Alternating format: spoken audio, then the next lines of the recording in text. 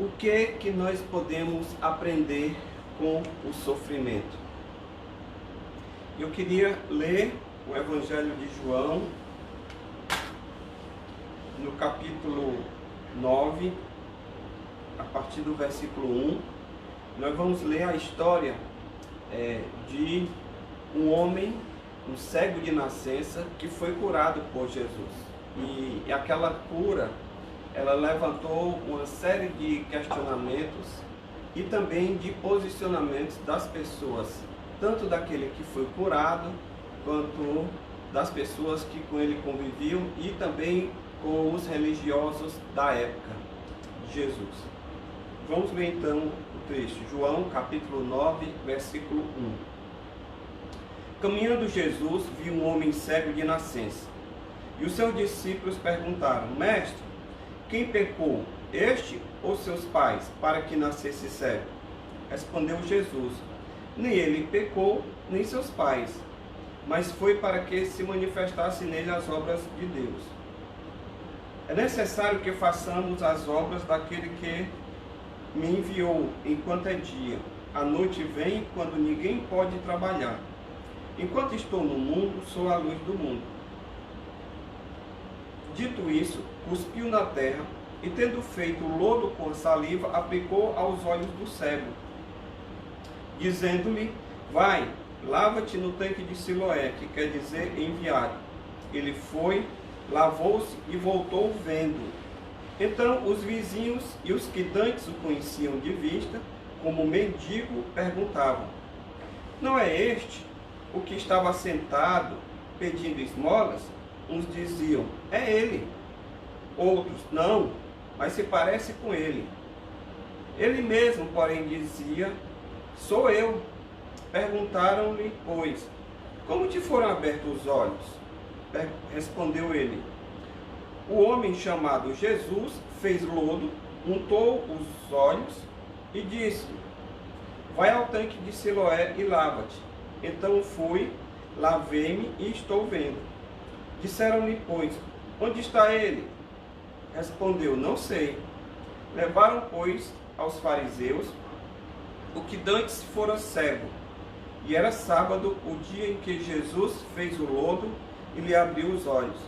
Então os fariseus, por sua vez, lhe perguntaram como chegara a ver. Ao que lhes respondeu: Aplicou lodo aos meus olhos, lavei-me e estou vendo. Por isso, alguns dos fariseus diziam: Este homem não é de Deus, porque não guarda o sábado. Outros diziam: Como pode um pecador fazer tamanhos sinais?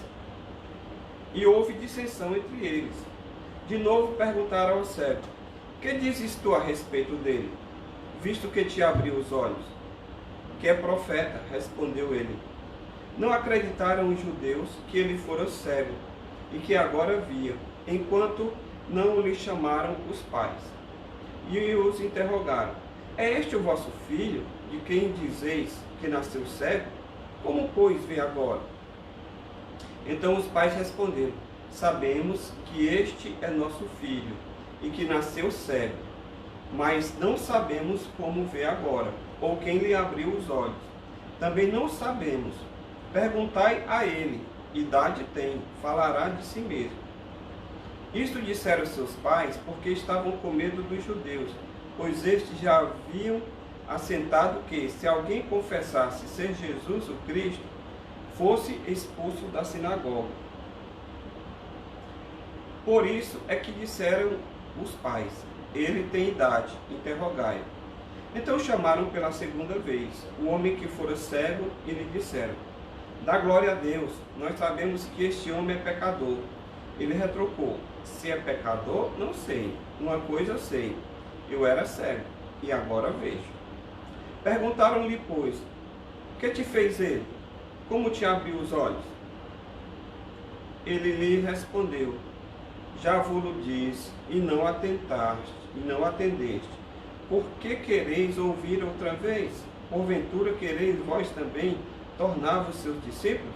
Então o injuriaram e disseram: Discípulo dele és tu, mas nós somos discípulos de Moisés. Sabemos que Deus falou a Moisés, mas este nem sabemos de onde é. Respondeu-lhes o homem: nisso é de estranhar, que vós não sabeis de onde ele é, e contudo me abriu os olhos. Sabemos que Deus não atende a pecadores, mas pelo contrário, se alguém teme a Deus e pratica a sua vontade, a este atende. Desde que há mundo, jamais se ouviu que alguém tenha aberto os olhos de um cego de nascença. Se este homem não fosse de Deus, nada poderia ter feito. Mas eles retrucaram: tu és nascido todo em pecado e nos ensinas a nós? E o expulsaram. Ouvindo Jesus que tinha expulsado, encontrando-lhe, perguntaram: crês tu no Filho do Homem? E ele respondeu e disse: quem é, Senhor, para que eu nele creia? E Jesus lhe disse: já o tens visto, e é o que fala contigo. Então afirmou ele: creio, Senhor, e o adorou. Prosseguiu Jesus: eu vim a este mundo para juízo, a fim de que os que não veem, vejam, e os que veem se tornem cegos. Alguns dentre os fariseus que estavam perto dele perguntaram: acaso também nós somos cegos? Respondeu-lhe Jesus: se fosseis cegos, não teríeis pecado algum. Mas porque agora dizeis, nós vemos, subsiste o vosso pecado. Nós estamos passando por um momento de muita angústia, de muito sofrimento na humanidade. Esse é um problema que tem se abatido no mundo inteiro, não apenas restrito ao nosso país, ao nosso estado, à nossa cidade. E é um momento em que muitas pessoas estão cheias de dúvidas, cheias de perguntas do tipo: por que Deus está permitindo isso? Será se Ele não vê o nosso sofrimento? Pessoas estão sofrendo, perdendo as vidas, perdendo muitas vezes a condição de sustentar suas famílias. E é exatamente pensando sobre isso que eu estava lendo esse texto e me ocorreu da gente meditar sobre ele. Porque eu acredito que esse evento em que Jesus curou esse cego de nascença, ele tem muito a nos ensinar para esse momento que nós estamos vivendo, que nós estamos passando. E é sobre isso que eu queria meditar com você nessa manhã.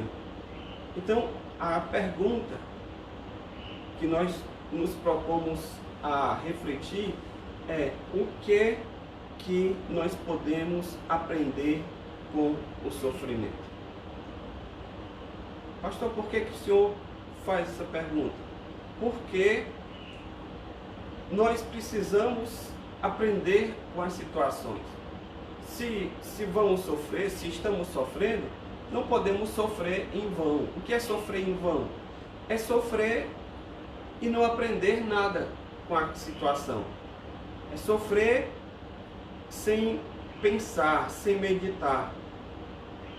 E se isso acontecer, se a gente não tirar nenhum aprendizado, nenhuma lição, se o nosso entendimento não se abrir diante dessa situação, daqui a pouco, o que vai acontecer?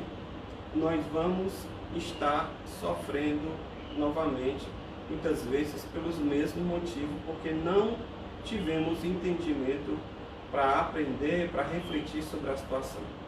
Então, o que é que nós podemos aprender acerca do sofrimento?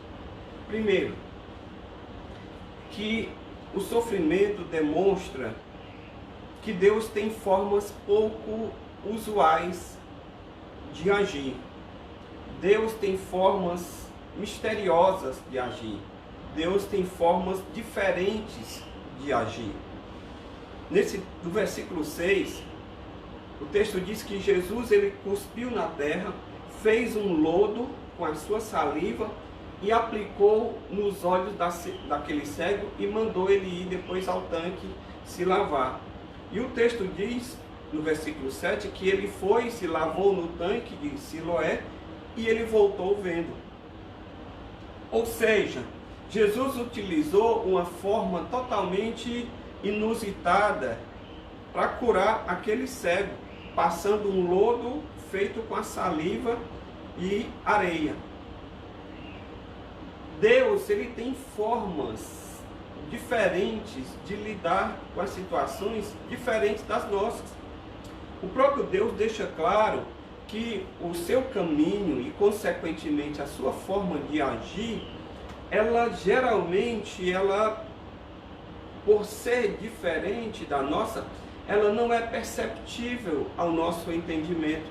Muitas vezes Deus está fazendo algo, está nos levando por uma circunstância ou permitindo que a gente passe por aquela circunstância, e naquele momento que a gente está passando, a gente não entende, não tem lógica, a gente não vê razão, a gente não vê sentido, exatamente porque Deus, ele tem formas não usuais, não corriqueiras, não comuns de agir. Ele próprio diz em Isaías, no capítulo 55, versículo 8, que os meus pensamentos não são os vossos pensamentos, nem os vossos caminhos os meus caminhos, diz o Senhor. Porque assim como os céus são mais altos do que a terra, assim os meus caminhos mais altos do que os vossos caminhos, e os meus pensamentos mais altos que os vossos pensamentos. Ou seja, há uma diferença de visão, há uma diferença de olhar, há uma diferença de entendimento entre nós e o Senhor. E é exatamente essa diferença que faz com que Deus muitas vezes está agindo de uma forma e a gente não consegue perceber. O apóstolo Paulo, já no Novo Testamento, no livro de Romanos, no capítulo 11, versículo 33, ele se dá conta dessa profundidade, da riqueza, do entendimento, do pensamento de Deus, das formas que Deus faz e que Deus age, e que ele classifica essas formas como insondáveis, inescrutáveis, que são impossíveis ao entendimento humano de captar, de perceber. Olha o que é que ele diz em Romanos 11, 33. Ó profundidade da riqueza, tanto da sabedoria como do conhecimento de Deus. Quão insondáveis são os seus juízos, quão inescrutáveis os seus caminhos. Quem, pois, conheceu a mente do Senhor, ou quem foi seu conselheiro? Então, nós precisamos entender, em primeiro lugar, quando estamos passando por uma prova, por uma tribulação, por um sofrimento, que Deus, ele tem suas formas de agir, e que muitas vezes essas formas de agir, elas serão imperceptíveis para nós. Na Bíblia nós temos vários exemplos desse agir diferente de Deus. E eu queria apenas resgatar um desses exemplos. Nós temos a história de José. José, ele era o filho mais novo do seu pai, o caçula. Ele era muito querido e ele tinha um tratamento diferenciado em relação aos outros irmãos. E aquele tratamento diferenciado que o seu pai lhe deu causou muita inveja nos irmãos. E os irmãos ficaram com raiva dele, e aí um dia pensaram como dar cabo de sua vida, como eliminar. E eles arquitetaram um plano, levaram José, encontraram José no campo e mataram o animal, colocaram o sangue do animal nas vestes de José, porque eles iriam matá-lo e iriam dizer para o pai que foi uma fera do campo que havia matado José. Só que um dos irmãos se arrependeu desse plano e eles acabaram vendendo José para ser escravo no Egito, e José então foi levado. José poderia se perguntar por que Deus permitiu isso? Porque antes José havia sonhado em Deus o colocando em uma situação de destaque, e agora José estava indo vendido como escravo, com a vida totalmente tomando um rumo diferente daquilo que ele estava pensando. Só que Deus estava no controle. Deus, na sua forma pouco corriqueira, pouco usual de agir, ele estava por trás de tudo como um grande maestro. E o que é que acontece? José é vendido para escravo no Egito. José, ele começa a ter posição de destaque por causa de um sonho que Deus revelou, que Faraó teve. José, ele é alçado da prisão a ser governador do Egito. E um dia, esses irmãos de José vão ao Egito comprar alimento, e José então se apresenta aos irmãos, e eles ficam com medo porque ele agora está numa posição de autoridade, ele vai se vingar de nós. E José, ele diz em Gênesis, no capítulo 50, no versículo 20, ele diz o seguinte para os seus irmãos que tentaram matá-lo: vós, na verdade, intentaste o mal contra mim, porém Deus o tornou em bem, para fazer como vedes agora, que se conserve a vida de muita gente. Ou seja, Deus estava por trás de todo aquele acontecimento, agindo de forma pouco usual, não corriqueira, não comum, exatamente para cumprir um propósito na vida de José e na vida do seu povo, do povo de Israel. O que eu quero lhe dizer que você que está passando por dificuldade nesse momento, você que está passando por tribulação, saiba que Deus está no controle e que o Senhor permite muitas vezes situações que aconteçam na nossa vida, porque Ele tem um propósito, Ele tem uma forma de trabalhar, que ainda que você e eu não entendamos no momento, mas lá na frente nós vamos entender. Deus vai nos dar o discernimento daquilo que Ele estava pretendendo com aquela situação. G. Campbell Morgan, ele fala o seguinte: nenhuma aflição perturbaria o Filho de Deus, se ele soubesse as razões que Deus tem para enviá-la.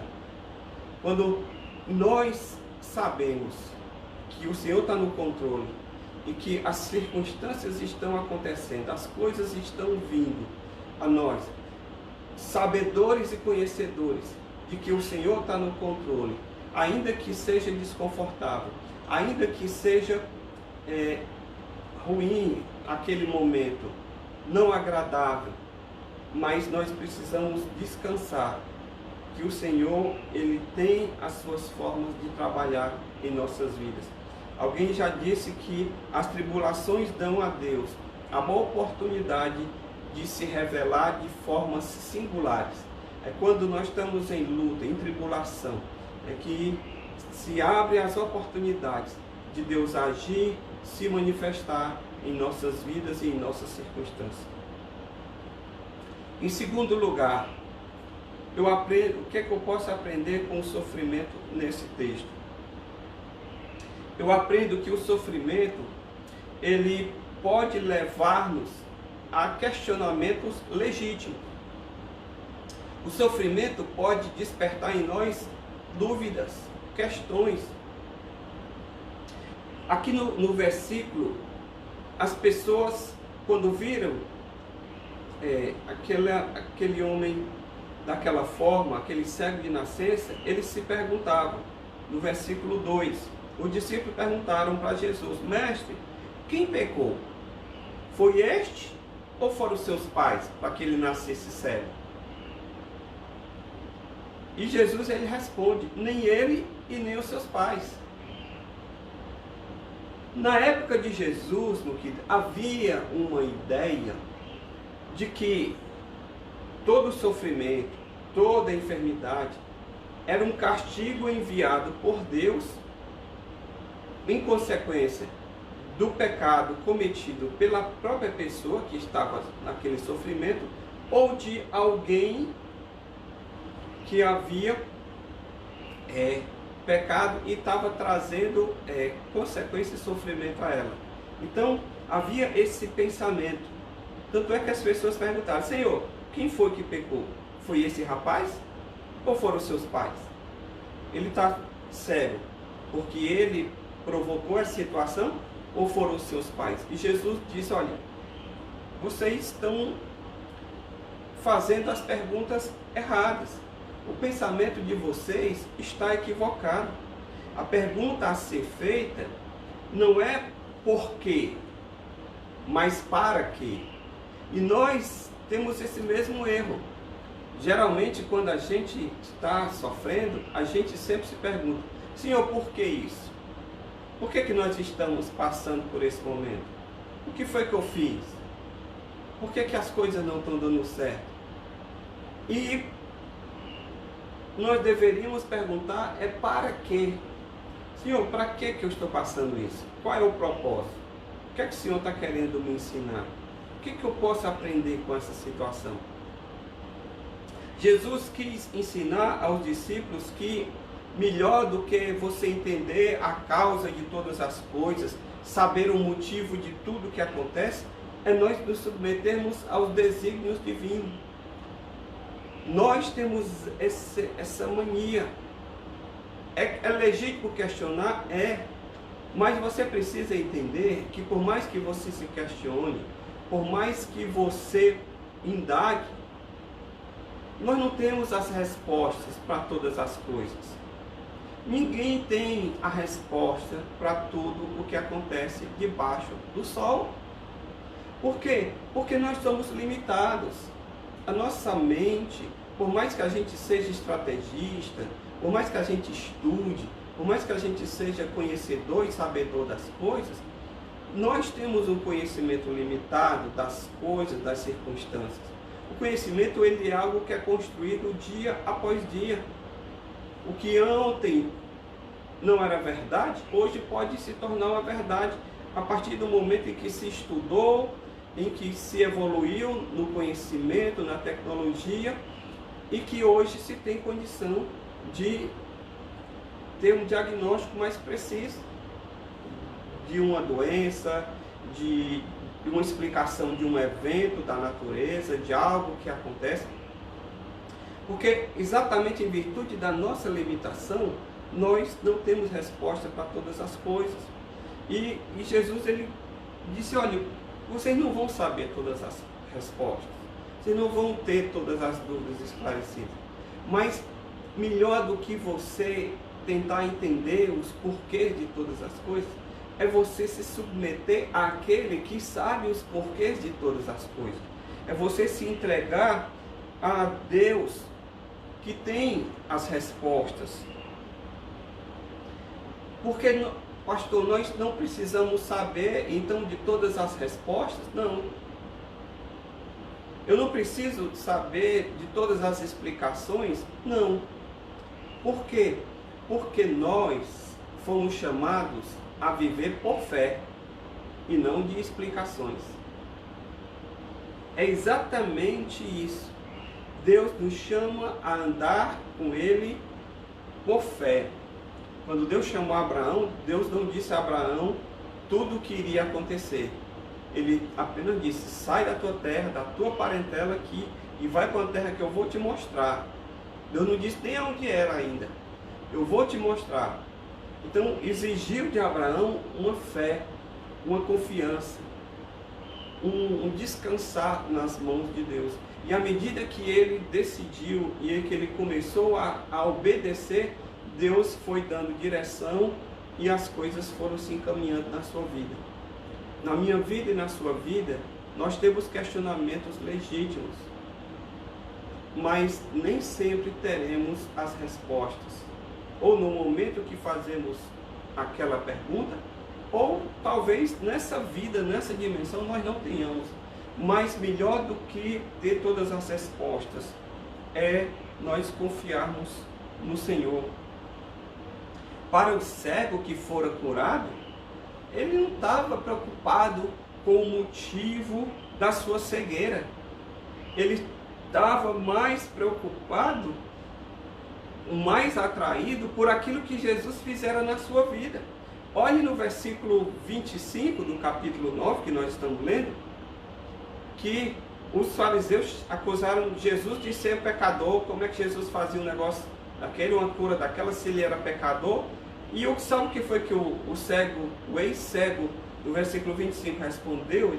Diz assim: Ele retrucou: bom, se é pecador, falando de Jesus, eu não sei. Uma coisa eu sei, eu era cego e agora vejo. Ou seja, melhor do que compreender a Deus é confiar nele. Melhor do que você compreender todas as coisas, até porque Deus tem formas, como nós falamos, que são diferentes, pouco usuais de agir. Melhor do que você tentar compreender a Deus é você confiar nele. Como disse Henry Ward Beecher, ele falou o seguinte: as tribulações são, na maior parte das vezes, ferramentas com as quais Deus nos molda para coisas melhores. Então, se eu estou passando por uma tribulação, por uma luta, uma dificuldade, qual é a minha atitude? É eu descansar em Deus, é eu confiar em Deus, porque geralmente Deus usa essas situações para nos trazer mais perto dele mesmo.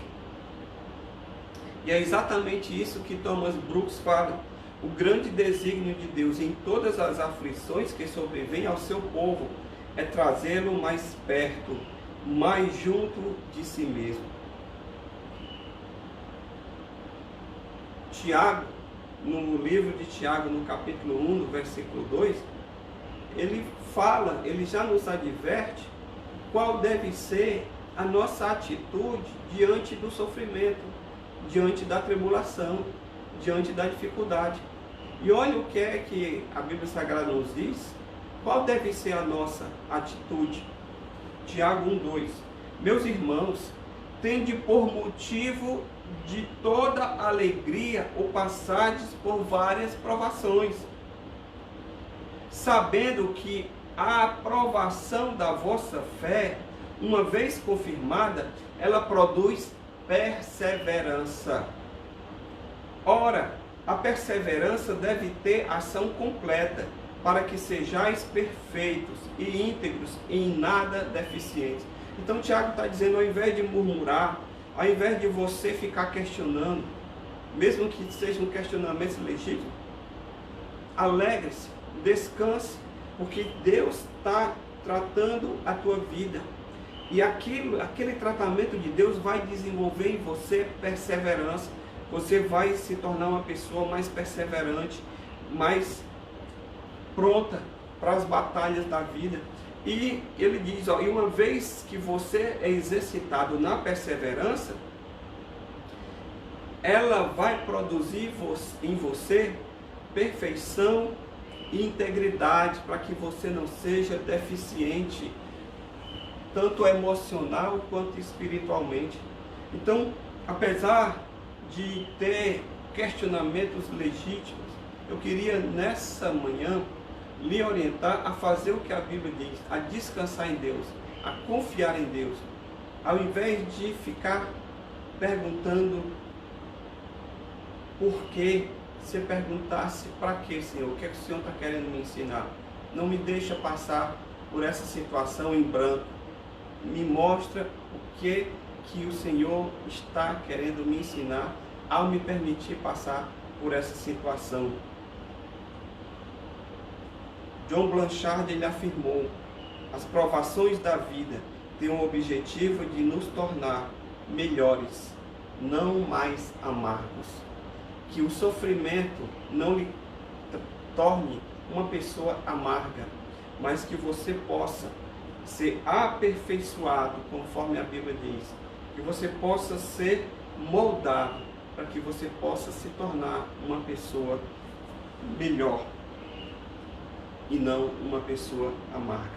Terceiro, o sofrimento, nesse texto, ele me ensina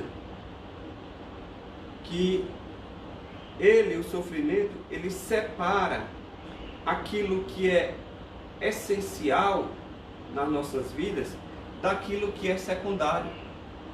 Quando nós estamos passando por um sofrimento, a gente começa a olhar para a vida e separar aquilo que realmente é importante daquilo que não é importante, daquilo que é secundário. Veja, No versículo 24, os fariseus indagando aquele homem acerca de Jesus que o havia curado, os fariseus diziam: olha, esse homem, Jesus, que curou você, é um homem pecador. Quem é ele para fazer isso? E esse homem que foi curado responde no versículo 25: se é pecador, eu não sei. Uma coisa eu sei, eu era cego e agora eu vejo. E no versículo 30, ele diz: ele contudo me abriu os olhos. O que é que esse homem estava querendo ensinar para aqueles fariseus? Vocês aí ficam especulando, preocupados em debates teológicos sobre a origem de Jesus, sobre a vida de Jesus, se esse Jesus é de Deus, se Jesus não é de Deus, se o que ele está fazendo é correto, se ele não está fazendo, o que ele está fazendo não é correto. Eu não quero saber dessa conversa de vocês, eu não quero saber desse debate de vocês, isso aí é secundário. E vocês não estão percebendo aquilo que é essencial, que é que eu era cego e agora estou vendo. Isso é que é importante. Ele curou a minha vida, ele me deu a visão, ele me restaurou. Vocês ficam preocupados aí com os debates de vocês, tão religiosos, enquanto vocês deveriam estar preocupados com a minha vida, se alegrando comigo por aquilo que aconteceu. Então, aquele cego, aquele homem que foram curados, para ele não importava as discussões daqueles fariseus. O importante é que a sua vida, a partir dali, ia tomar um novo rumo. Quando a gente passa por um sofrimento como aquele homem estava passando, da privação da visão desde o seu nascimento, né? Quando nós passamos por um momento assim, nós nos tornamos mais reflexivos. E o fato de isso nos tornar mais reflexivos nos leva a nós questionarmos as coisas que muitas vezes nós damos muito valor e que não tem tanto valor, coisas pelas quais nós corremos tanto, nós lutamos tanto, e que são coisas que na verdade são secundárias, não são essenciais para a nossa vida. Nesse período agora de quarentena, nós temos percebido isso, que muitas coisas pelas quais a gente luta e busca, nós podemos muito bem passar sem elas. Coisas que a gente julga muitas vezes essenciais na nossa vida e que não são.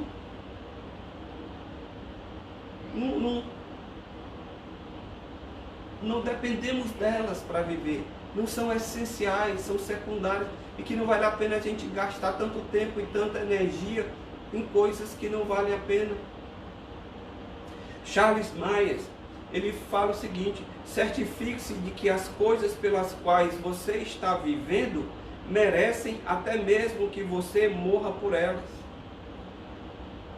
Então, pense, uma coisa que você ama na sua vida, uma coisa que você adora na sua vida, que você adorava antes dessa quarentena, que você não podia passar sem ela. Ela é essencial mesmo para a sua vida? Quer só um exemplo?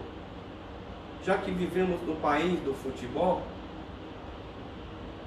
esse seu desespero pelo seu time do coração, que você muitas vezes briga até com pessoas, perde as amizades, que você perde muitas vezes de estar com a família, de estar em uma programação ou fazer algo que seja mais essencial, que você não pode perder um jogo ou na TV ou no estádio. Nesse período agora, você morreu por causa do que não está vendo futebol? Você está deixando de viver? A vida se tornou insuportável? Provavelmente não. Não estou menosprezando o futebol, não estou menosprezando o lazer. O que eu estou só querendo que você veja é que tem coisas que a gente julga como sendo essenciais na nossa vida e não são. E o sofrimento ele coloca as coisas em perspectiva na nossa vida.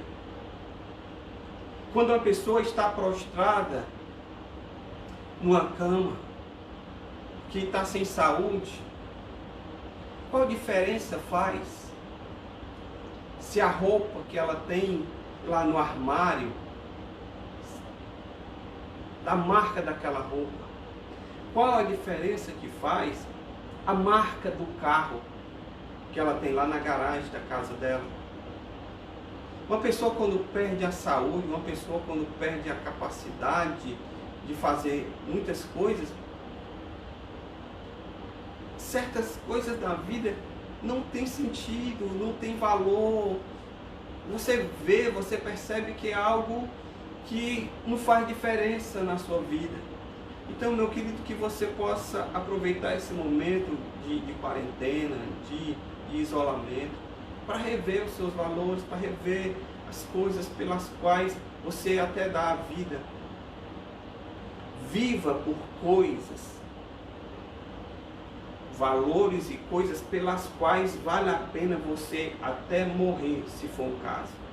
Se não for, vá descartando, seja mais seletivo nas coisas que você faz, nas atividades e nos valores que você dá.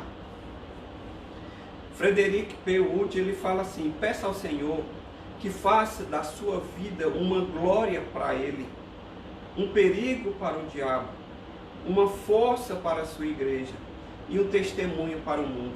Que coisa maravilhosa!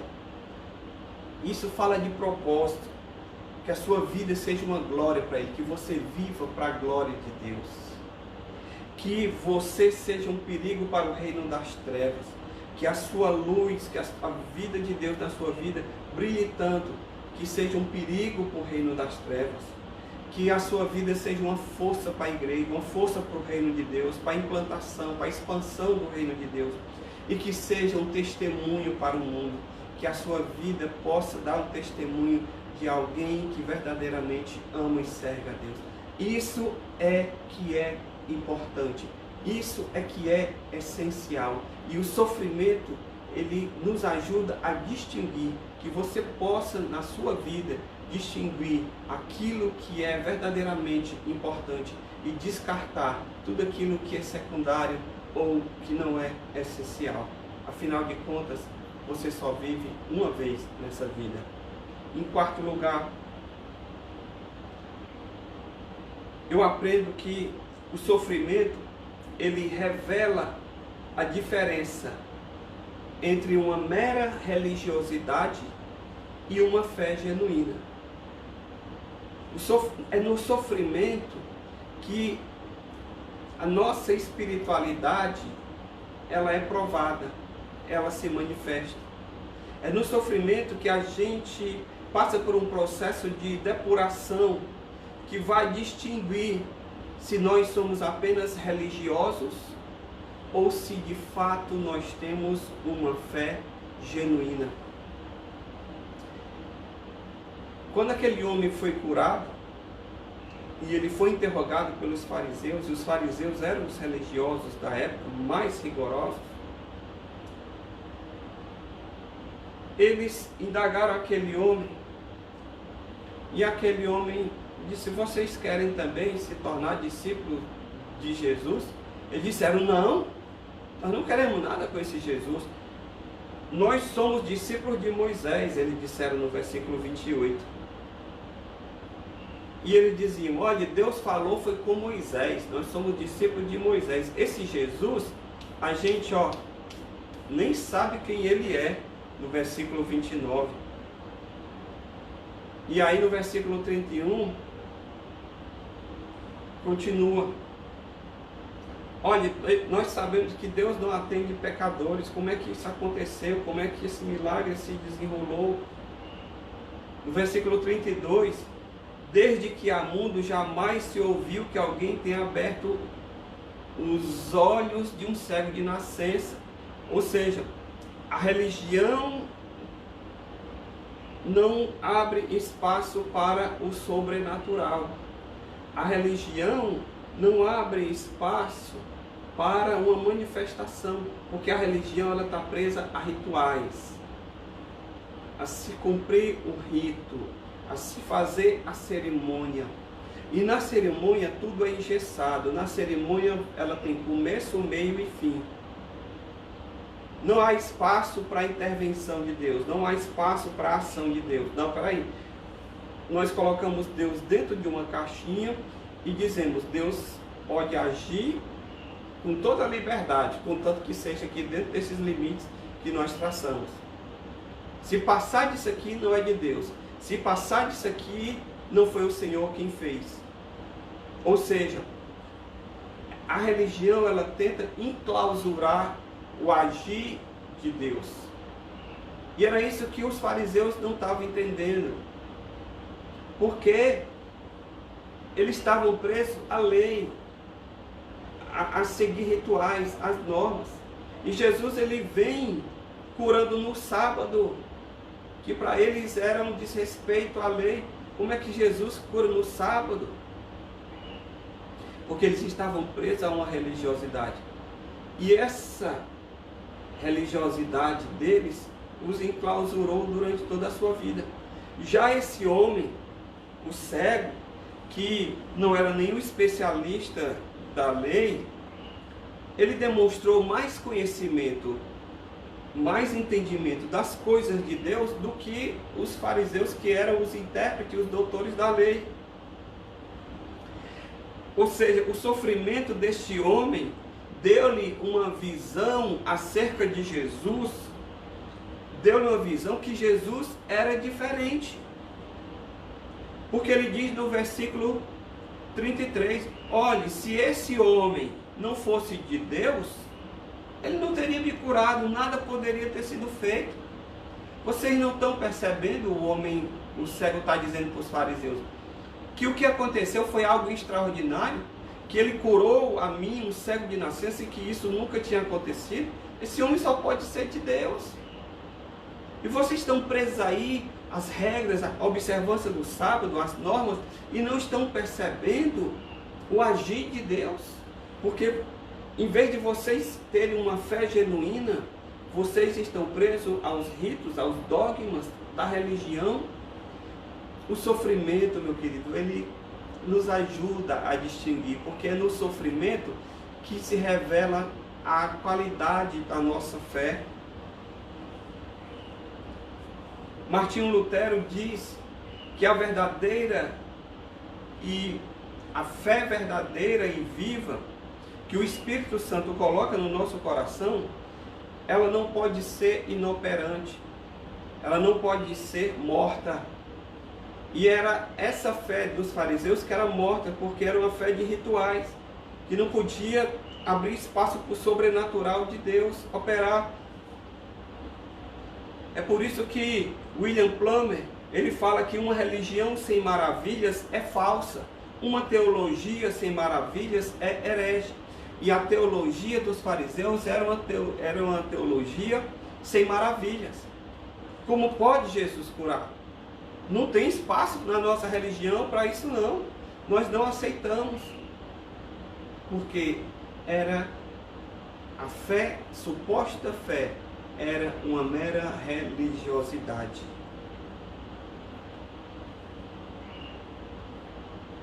Tem um outro autor, W.E. Sangster, que ele fala assim: o cerne da religião não é uma opinião a respeito de Deus, mas um relacionamento pessoal com Ele. Sabe qual foi o grande problema dos fariseus? É que eles tinham uma opinião acerca de Deus, mas eles não tinham um relacionamento com Deus. Essa era a diferença. Na religião, você tem os dogmas, você tem uma opinião formada acerca de Deus. Enquanto que a fé genuína, ela é um relacionamento. É um relacionamento que se estabelece entre você e o Senhor. E nesse relacionamento não existe ideia preconcebida. Você está aberto ao agir de Deus, porque são duas pessoas vivas que estão se relacionando. John Blanchard, ele fala que é possível ser diligente na nossa religião e distante no nosso relacionamento. Os fariseus eram observadores da lei, cumpridores da lei, ou seja, eram diligentes na sua religião, davam o dízimo até da verdura, até do tempero, do endro e do cominho eles davam o dízimo. Eram diligentes na sua religião, mas eles eram distantes de um relacionamento com Deus, a ponto de que a novidade de Deus em Jesus passou imperceptível a eles. No sofrimento aflora a verdadeira fé. Se é uma fé de dogmas, se é uma fé de conceitos, ou se é uma fé verdadeira. E aquele homem, aquele cego, ele deu provas de que ele estava vendo melhor do que aqueles que diziam enxergar bem. Em quinto lugar, o sofrimento, ele pode trabalhar em nosso favor. O sofrimento, ele não precisa ser apenas algo ruim, algo desconfortável, algo de que nós queremos nos livrar, mas nós podemos fazer com que o sofrimento ele trabalhe em nosso favor. Aquele homem que fora curado por Jesus, ele tem um encontro com Cristo. Posteriormente, no versículo 35, o texto diz que após aquele homem ser expulso pelos fariseus, porque aquele evento não se enquadrou nos moldes da religião deles, e aquele homem acabou sendo expulso pelos fariseus, e ele se encontra depois com Jesus. E no versículo 35, Jesus, quando encontra esse homem, Jesus faz uma pergunta. Jesus diz: crês tu no Filho do Homem? Versículo 35. E ele respondeu no verso 36 e disse: quem é, Senhor, para que eu creia nele? E Jesus lhe disse: já os tens visto, é o que fala contigo, sou eu. E ele afirmou: creio, Senhor, e adorou a Jesus. O cego passou a conhecer o Senhor Jesus após ser curado. A compreensão dele acerca de Jesus, durante o seu sofrimento, ela foi crescendo. E é isso que eu quero lhe enfatizar, que o sofrimento, ele pode ser trabalhado para que ele se reverta num benefício, para que você tire alguma vantagem, para que ele trabalhe a seu favor. Veja bem o que é que aconteceu na vida desse homem durante o seu sofrimento. Como a compreensão acerca de Jesus foi aumentando na sua vida. No versículo 11, para esse homem Jesus, ele era apenas um homem. No versículo 17, ele já passou a considerar Jesus como um profeta.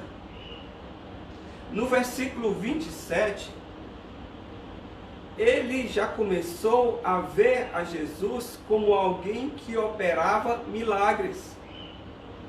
No versículo 33, ele já começou a perceber que Jesus não era só um homem, que Jesus não era só um profeta, que Jesus não era mais só alguém que operava um milagre, mas era alguém que havia vindo da parte de Deus. No versículo 35, o seu entendimento melhora ainda mais, e ele vê Jesus como o Filho do Homem, que era uma expressão típica para identificar o Messias prometido.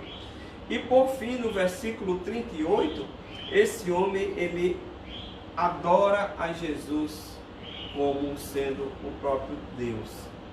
Então, o sofrimento na vida desse homem, ele trabalhou em favor dele. O sofrimento, ele pode converter os nossos corações. Quando passamos por um sofrimento, nós podemos ter os nossos corações convertidos, nós podemos nos achegar a Deus, nós podemos conhecer mais o Senhor. E se isso acontecer, nós passaremos a adorar ao Senhor e reconhecê-lo como Ele é, que Ele é Deus, que foi aquilo que aconteceu na vida deste homem. O sofrimento foi moldando a vida dele e foi trabalhando em seu favor, de forma que ele saiu de uma situação em que ele passou por uma dupla operação de Deus na sua vida. Qual foi essa dupla operação de Deus na sua vida? Foi na área física e na área espiritual. Na área física, esse homem foi curado. Na área espiritual, esse homem foi salvo. William Temple, falando sobre a adoração, porque esse homem, depois que ele foi curado e Jesus se revelou a ele como o Filho do Homem, como o próprio Deus, esse homem, ele declarou a sua fé em Jesus e ele passou a adorar Jesus. William Temple, ele fala: o que é adoração? Adoração é a submissão de toda a nossa natureza a Deus. É a vivificação da consciência mediante a santidade de Deus. Quando a gente percebe a santidade de Deus, a grandeza, a beleza de Deus, nós nos prostramos e adoramos. É o nutrir da mente com a sua verdade. É quando nós somos impactados pela verdade de Deus. A nossa mente é nutrida com a verdade de Deus. Nós espontaneamente passamos a adorar o Senhor. É o abrir do coração ao seu amor. É nós entendermos o grande amor de Deus com que Ele nos amou e nós nos entregamos à sua vontade e ao seu propósito. Então, a adoração envolve tudo isso. Envolve amor, envolve entrega, envolve reconhecimento de quem Deus é. Você quer saber se você adora a Deus? É se você é capaz de reconhecer que você é pecador e que Ele é santo. Se você é capaz de compreender que Ele lhe amou e foi até a cruz do Calvário para perdoar você dos seus pecados. É se você se dispõe a obedecer a sua vontade, a sua palavra e viver o seu propósito e não fazer aquilo que está na sua cabeça. Esse homem foi curado da sua cegueira fisicamente, mas espiritualmente também ele foi salvo por meio da fé. Robert Murray, ele fala o seguinte: logo você verificará que tudo em sua história, exceto o pecado, acontece em seu favor. Todas as ondas de tribulação têm-nos levado para as praias ensolaradas de uma eternidade sem pecado. O que é que ele está querendo dizer com isso? É que as dificuldades, as lutas, nós podemos fazer com que elas trabalhem em nosso benefício. Esse homem teve um duplo benefício. O sofrimento trouxe a ele um duplo benefício. Você também pode passar, pode tirar lição, pode fazer com que o seu sofrimento trabalhe em seu favor. E assim você não passe por esse momento sem um aprendizado, sem um crescimento, sem você se elevar enquanto pessoa, enquanto ser humano, enquanto cristão. E por último, esse texto, ele me ensina que o sofrimento, ele pode ser um divisor de águas em nossas vidas.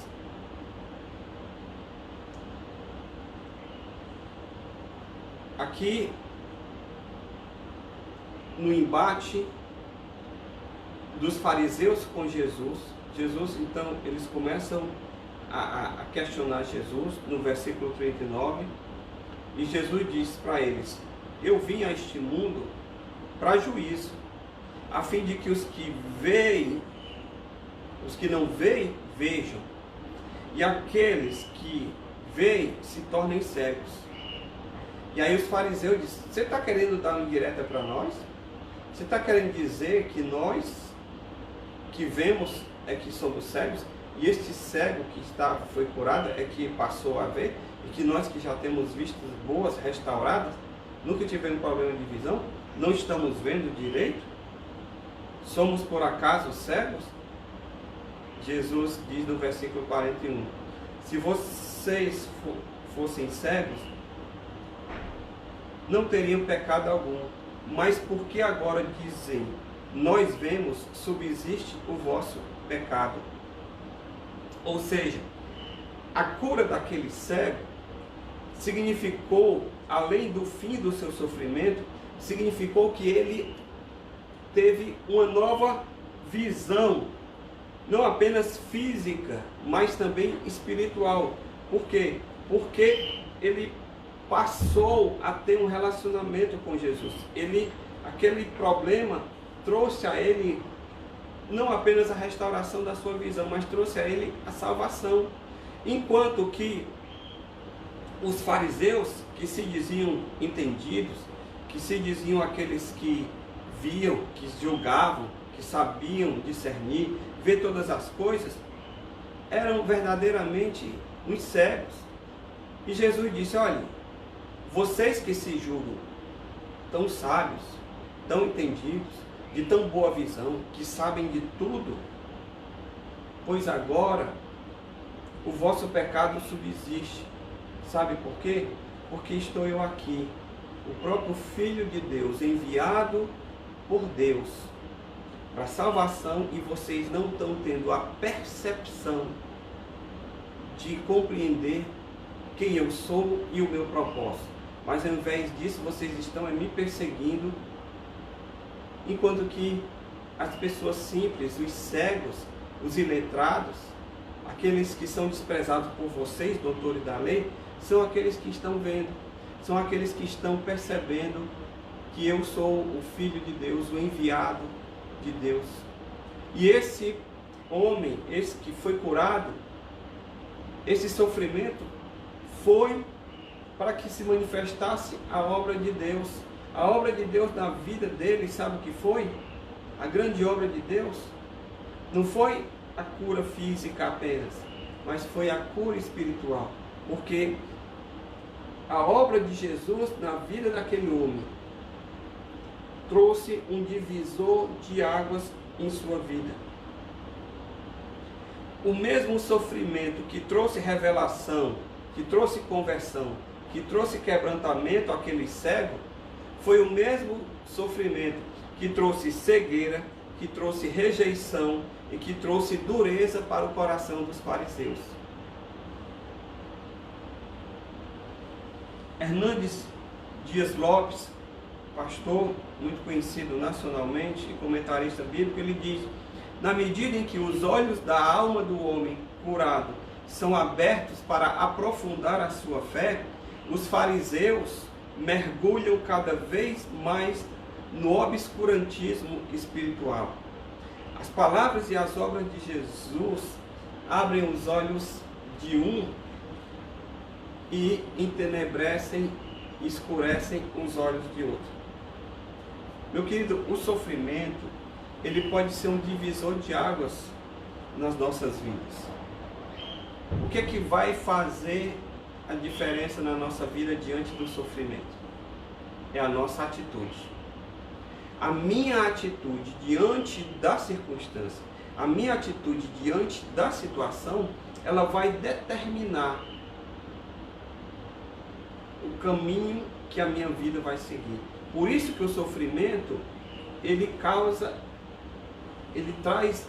essa oportunidade de ser um divisor de água na nossa vida. Existe um provérbio popular que diz o seguinte: o mesmo sol que amolece a cera, endurece o barro. O sol que amolece a cera, o mesmo raio do sol que amolece a cera, que faz com que a cera fique maleável, é o mesmo sol que, incidindo sobre o barro, endurece o barro. uma mesma circunstância causa diferentes efeitos. Isso também se aplica à nossa vida humana. De que maneira eu e você reagimos ao sofrimento? De que maneira eu e você reagimos às provações? Existem pessoas que são como o barro, que diante do problema elas se endurecem, elas se revoltam, elas murmuram, elas criticam, passam a sentir raiva de Deus, sentir raiva da vida, sentir raiva da família e sabe-se lá de quem mais. Ou seja, ao fim da dificuldade dela, elas se tornam em uma pessoa pior do que o que era antes. Essas são as pessoas barro. Mas tem também as pessoas cera, as pessoas que são como a cera, que as dificuldades que elas enfrentam amolece essa pessoa, tira essa pessoa do seu orgulho, torna essa pessoa mais sensível, menos dura de coração. E por conta disso, elas acabam se quebrantando, se humilhando diante de Deus e se tornam mais conscientes da sua fragilidade e da sua carência e da sua dependência. Consequentemente, elas saem das dificuldades melhores do que entraram. Na Bíblia, nós temos um personagem, que melhor exemplifica o sofrimento, é conhecido de todos, que é Jó. Jó, ele passou por um grande sofrimento. E esse sofrimento que veio na vida de Jó, teve um efeito na vida dele e teve um outro efeito na vida da esposa dele. O sofrimento de Jó tornou Jó um homem quebrantado, um homem contrito, mais conhecedor de Deus, porque ao final do seu sofrimento Jó disse: antes eu conhecia Deus de ouvir falar, mas agora os meus olhos veem. Ou seja, o sofrimento de Jó trabalhou em seu favor e foi um divisor de água na sua vida. Já para sua esposa, o sofrimento teve um efeito contrário. Enquanto que em Jó foi o efeito de cera, na sua mulher teve o efeito de barro. Porque a mulher de Jó, ela endureceu o coração. Ela mandou Jó praguejar contra Deus. O efeito do sofrimento na vida dela foi totalmente o contrário do que foi na vida dele. Então, meu querido, o sofrimento ele pode causar esse efeito de divisor de águas na sua vida. Stephen Charnock, ele fala que as atitudes dos homens são os melhores indicadores dos seus princípios. As suas atitudes é que são os demonstrativos dos princípios que regem a sua vida. A forma como você reage, a forma como você lida com as coisas, mostra o que está aqui, dentro do seu coração. O sofrimento ele tem esse poder de amolecer, de quebrantar a um, e de endurecer, e de cegar a outros. Você precisa decidir o que é que esse período vai fazer na sua vida. Como você vai sair desse momento? Como você vai viver a vida depois da quarentena? A sua visão da vida, do mundo, das pessoas, ela vai mudar? O seu prosseguimento vai ser diferente? Você vai ser afetado? A minha oração a Deus é que, neste período de sofrimento, você possa ver o agir de Deus na sua vida, você possa entender o propósito de Deus para a sua vida, você possa distinguir aquilo que é importante daquilo que é secundário, que você possa exercer uma fé genuína em Deus e não apenas uma religiosidade oca, que você possa fazer com que essas circunstâncias difíceis trabalhem em seu favor e que por fim a sua vida possa ser moldada para sempre, possa haver um divisor de águas na sua vida. Esse é o desejo do meu coração para a sua vida. Que o Senhor te abençoe por meio dessa reflexão e que você saia desse período de sofrimento uma pessoa melhor do que você entrou.